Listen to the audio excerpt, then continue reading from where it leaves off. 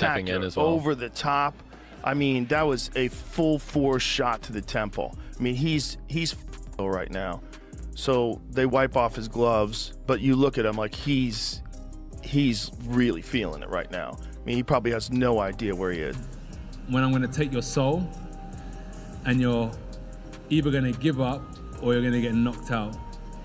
And unless you have that instinct, you just will never be a good fighter. Likely that one big shot's going to land if the guy's not throwing other shots. So I thought with less artillery in the air, less bombs in the air, that the guy would have a chance to get to later rounds. The ending was decided before the bell rang, and it wasn't pretty. This night didn't just drop Jake Paul, it shattered the idea of crossover boxing. Careers tilted and egos cracked before the ring even settled. Go back with me, because the road to that punch matters more than the punch itself. Joe Rogan was laughing at ringside like he already knew how it would end. That only works if everyone knew. The second an Olympic gold medal heavyweight stepped in, this stopped being competition and became a countdown. If that annoys you, good. Because there's more being held back, and it's coming. Well, realistically, it's one of the craziest propositions of all time. You take a guy who just had a boxing match that looks like a sparring match with a 58-year-old Mike Tyson, and then you're going to fight one of the absolute scariest knockout artists in the... I watched Rogan lean toward Joshua and smile like the book was already closed. He said what nobody wanted to say, that real boxing doesn't care about hype, followers, or storylines. When Jake went down, the surprise wasn't the fall, it was the confirmation. Reality locked in. Jake usually faces older MMA fighters and retired names, then suddenly he's in front of a two-time heavyweight champion with perfect timing. The troubling part is Rogan saying the outcome was never in question. If that's true, who signed off on this? And why does it feel like this lesson was meant to be public? It's not just physical, it's psychological. And when you understand the psychological warfare, I did say to you that, Jake, what's going to happen? I'm going to see a time when I'm going to take your soul, and you're either going to give up or you're going to get knocked out. And unless you have that instinct... After the fight, Joshua didn't sugarcoat anything. That's when it got serious. He said the early knockout actually spared Jake from something worse, slower, and more brutal. Most people missed that because he wasn't showing off, he was warning. He said if it went longer, he would have broken Jake down in every way. Hear that carefully. When a champion calls a fast finish mercy, it means he understood how ugly it could have become. And I keep asking who allowed this matchup knowing that. Because straight after the fight, I heard the question being posed to Joshua, will he now fight Fury? And then my first thought was, after what I've seen, who cares? After that, who cares if Joshua fights Fury? I like Anthony Joshua immensely, Spencer. Any exchanges I've had with him, I think he comes across terrifically well. But I fail to see where it's taken us, where it's taken him, other than hugely increasing his bank balance. You know, I really fail to see what this has done. Well, it's done nothing, but he was going to fight in November, like I said, and he's just gone in there against Jake Paul. What has it done for his legacy? Absolutely zero. But it was, you know, he's earned a lot of money doing that. And he's going to go again, and he's going to fight possibly February, March, and then there's that Tyson Fury fight that's looming that could happen in September, whether Tyson Fury decides to come out of retirement or not come out of retirement. For Anthony Joshua, he's earned a hell of a lot of money. This is prize fighting, and that's what it's all about. And that's what he's done. And the reaction split instantly. One side called it a cash grab, the other said maybe Jake was ready. Both missed the reality. Joshua isn't a test, he's a barrier. Olympic gold, world titles, years at the top level. Jake is still trying to earn credibility step by step. When that right hand ended it, Simon Jordan called it a dark day, and it felt true. When commentators say the sport looks foolish, it's not anger, it's concern. And here's the truth nobody wants to face. This line doesn't get erased. Earning more than Joshua. That apart, Spencer, 6 rounds to get Paul out of there. Reputationally, how does it leave AJ? Well, thankfully it didn't go to points, because I think that would have been a disaster for Anthony Joshua. I think that he needed to get the job done inside the distance, you know, and he done it. Look, he could have done it at any given point. I think that he could have cut the ring off whenever he wanted to and got Jake Paul out of there. He took his time on that. He allowed Jake Paul to run around like a rabbit and throw the occasional shot from time to time. And I think he only landed one clean punch, didn't he, Anthony Joshua? And that was the one that broke his jaw in 2 places. But I mean, you said, did you not, to us in this very studio the other day, he's got to get him out of there in round 1. I did. Otherwise, what are we seeing? Exactly that. You know, and I think what we saw there was a little bit of entertainment. And that was pretty much it. But not entertainment that many people enjoyed, if I'm honest. I think that people wanted to... Simon Jordan kept talking and the tone grew colder. He said these fights blur real sport with social media spectacle and take attention from fighters who earned their place. If you think that's just complaining, you're not listening. He pointed out that Joshua has already achieved everything and doesn't need this chaos to stay relevant. And here's another warning. If someone who's already done it all is still being pulled into this, then someone else is driving it, and they're not finished. But this is a giant Olympic gold medalist heavyweight.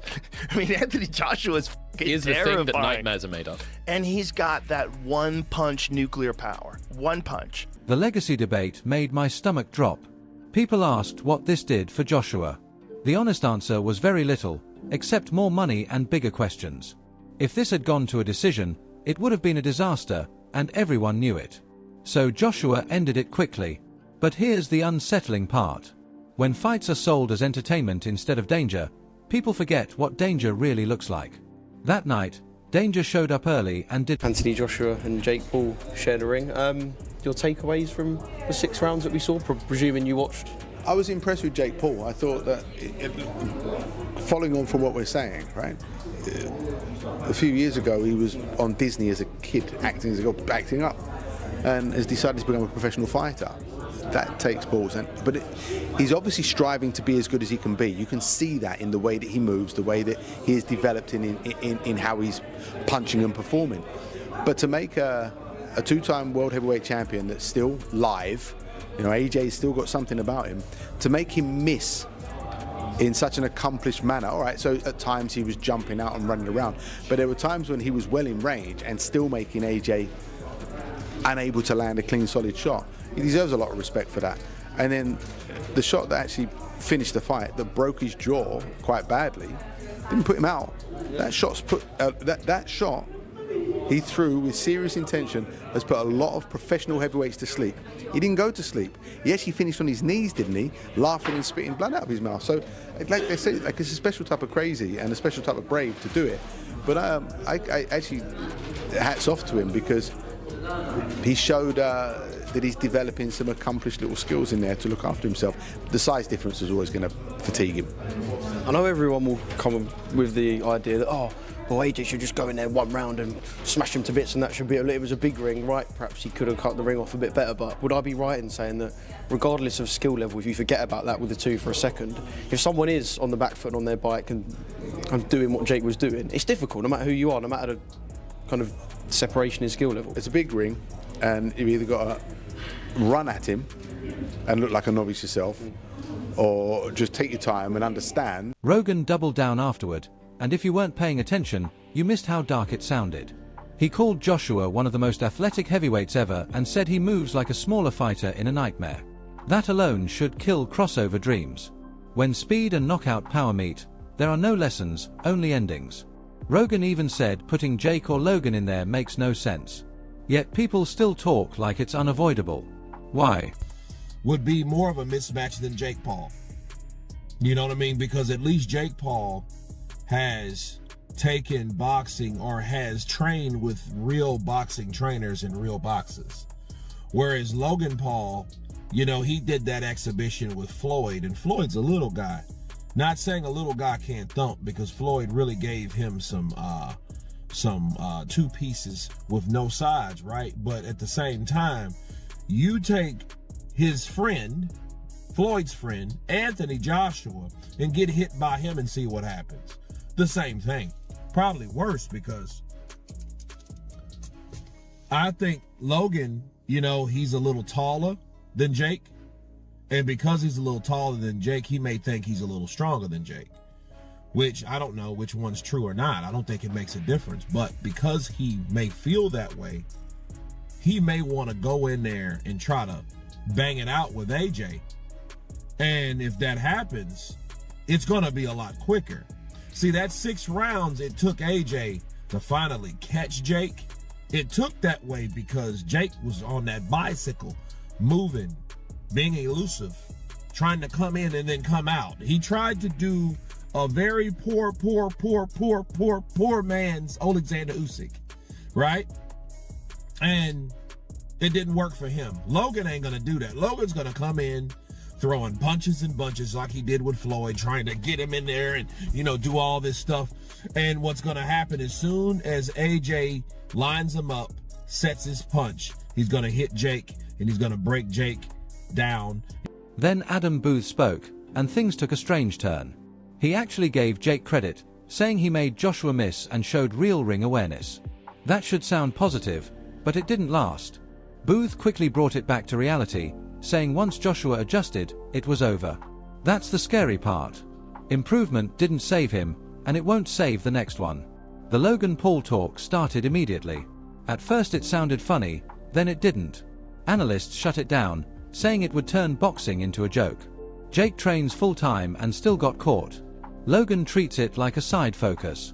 That conversation felt reckless, like people tempting disaster again. Comparing the brothers hurt more than the knockout. They admitted Jake took boxing seriously and earned basic respect, and that was supposed to be the positive angle. Listen to how weak that sounds next to broken bones and a laughing legend at ringside. Respect has limits.